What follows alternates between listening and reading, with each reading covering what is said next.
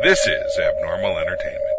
Cinema Head Cheese is sponsored by Bunny 17 Media, where you can get all kinds of great graphic novels, comic books, kids' books, like Search for the Book of the Guardians, a vocabulary-building book for preteens about a girl and a jackalope who travel the world protecting its treasures.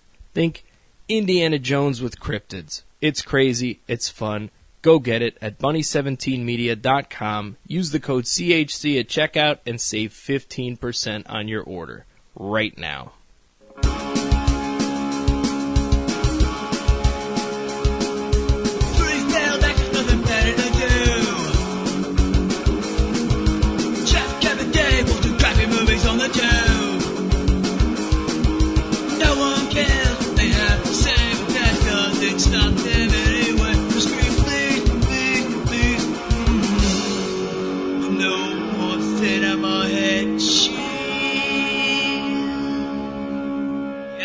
Welcome, everyone, to the Cinema Head Cheese Podshort for Annihilation.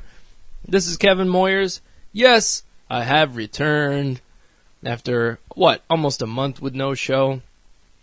Things happen. Things get busy. I had to see a lot of stuff to be able to review a lot of stuff.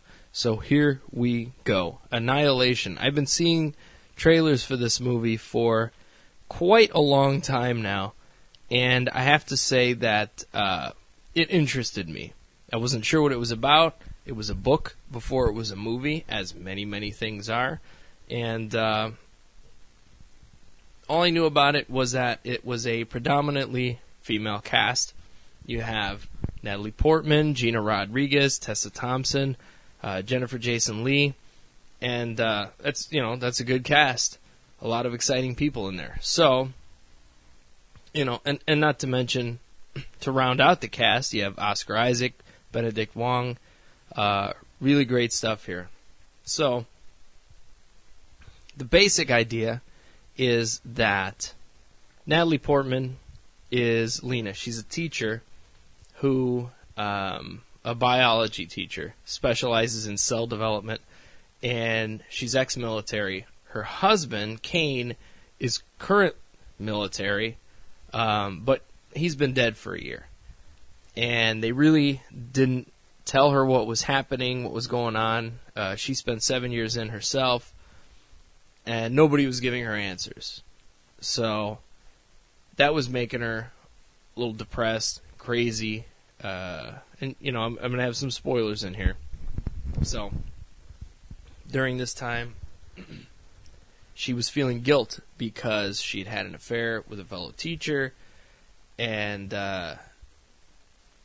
she decides that she's just going to start painting her bedroom, start changing life a little bit. And as she's painting her bedroom, her husband shows up. But he's weird. He's different. He's not himself. And he's acting super bizarre. He goes to take a drink of water, blood spills into the glass. So they get paramedics. They're trying to save him. He ends up, the ambulance gets pulled over. All these, black ops vehicles show up.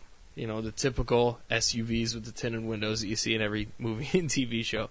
And they take him and they take her, and they are quarantined. So Lena discovers from Jennifer Jason Leigh's character, Dr. Ventress, that there is this wall, like this bright, shiny kind of wall, and they call it the Shimmer. And it looks like, when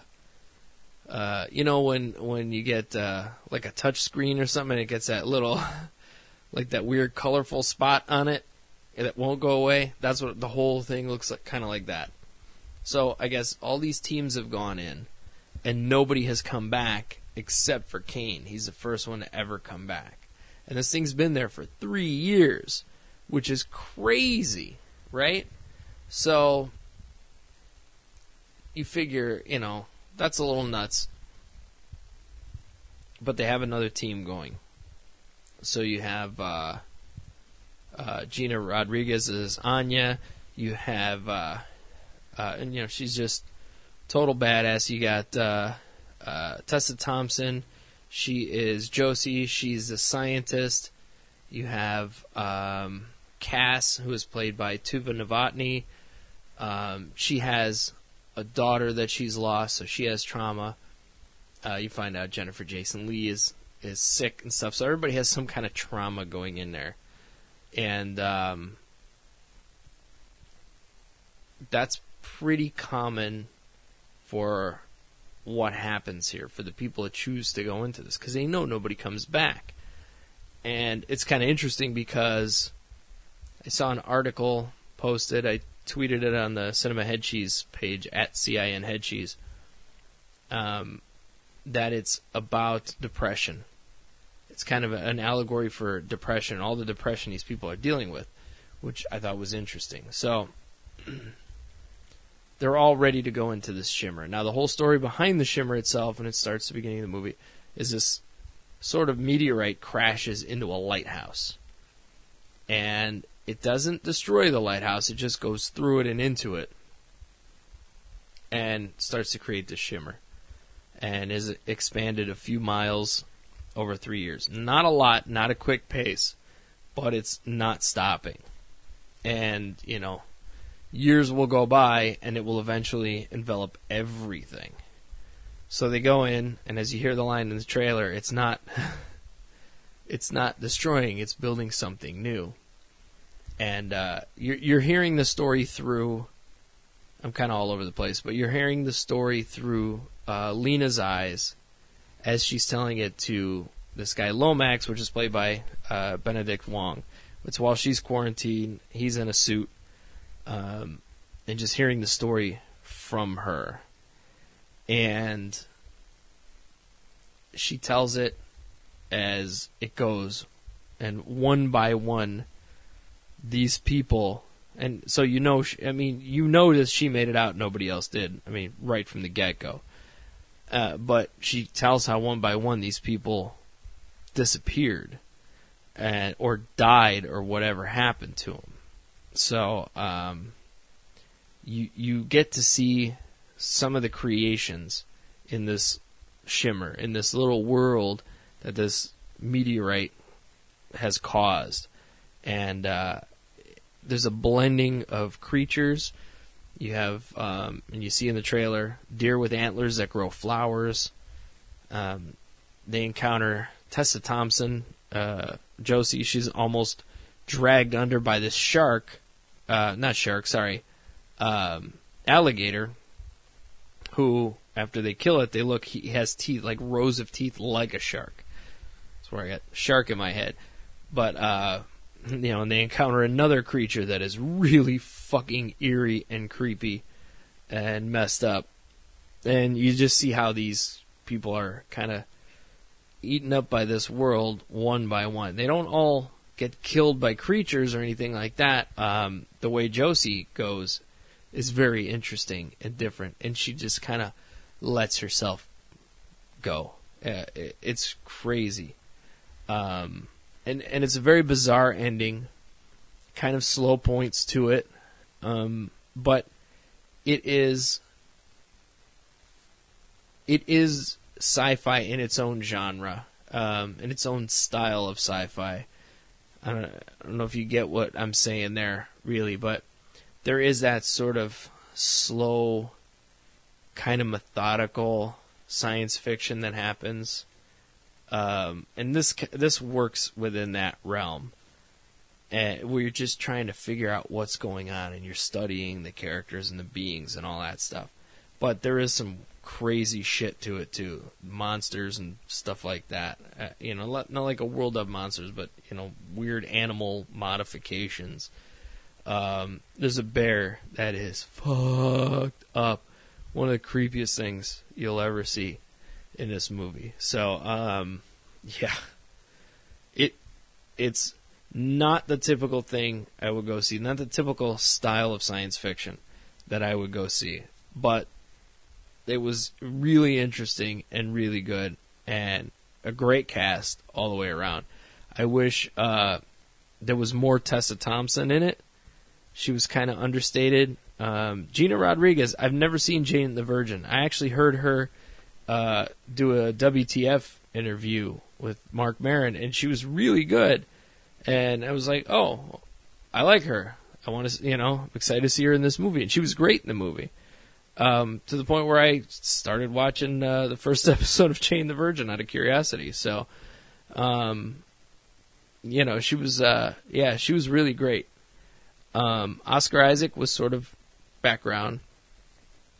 Same with Benedict Wong. I mean, you got a lot of, crossover between the Star Wars universe and the Marvel universe here, which is funny to me that Natalie Portman connects those two. Granted, it's all Disney now, but, I thought that was sort of a weird, odd, cool thing.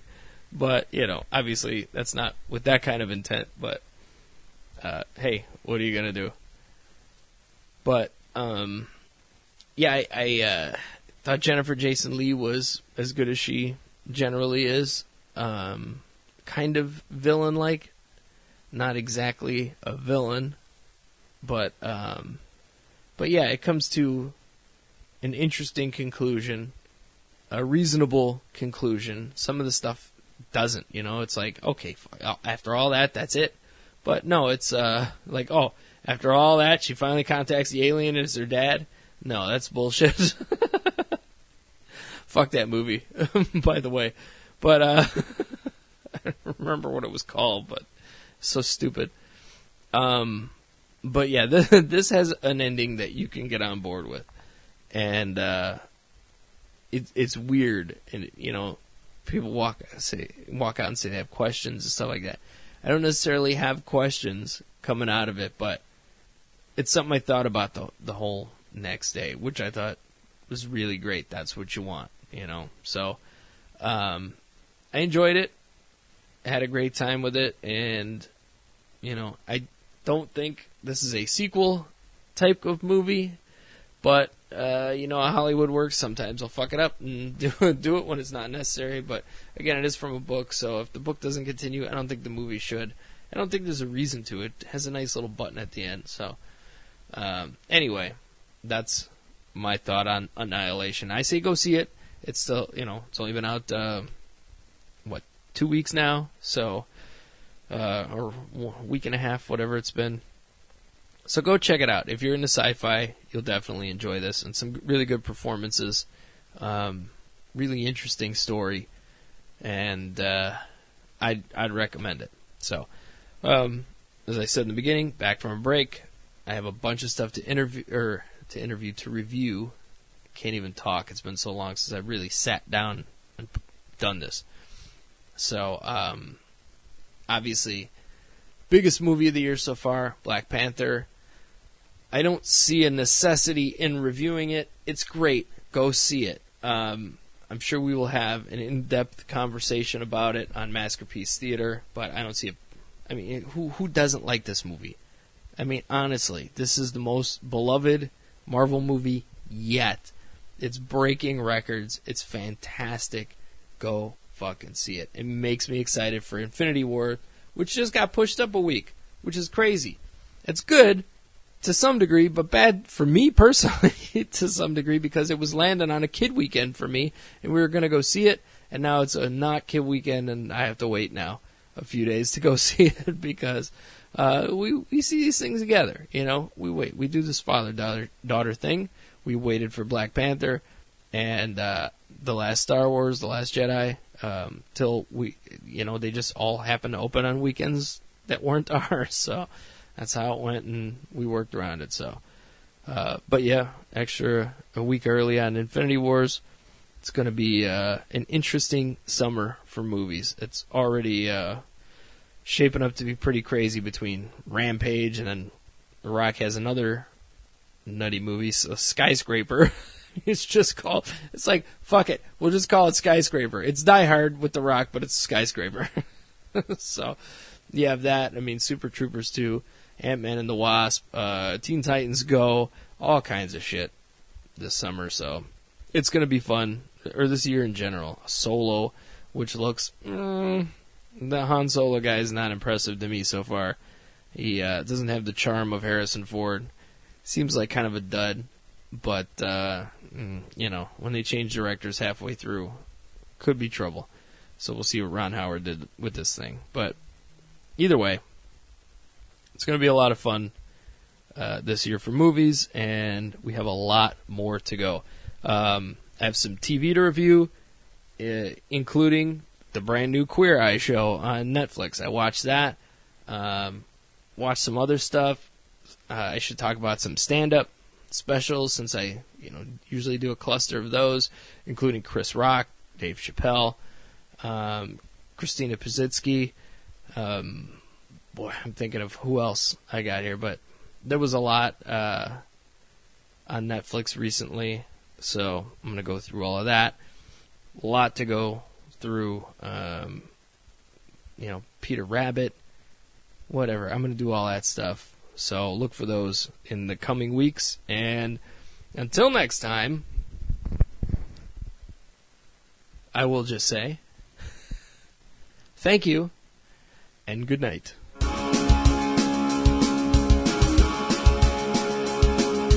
Find more Cinema Head Cheese podcasts and reviews at cinemaheadcheese.com. Tweet us at CINHeadCheese. Listen to every Abnormal Entertainment show on Google Play, Apple Podcasts, our YouTube channel, or anywhere you find your favorite podcasts. And don't forget to visit abnormalentertainment.com. You've been listening to the Abnormal Entertainment Network.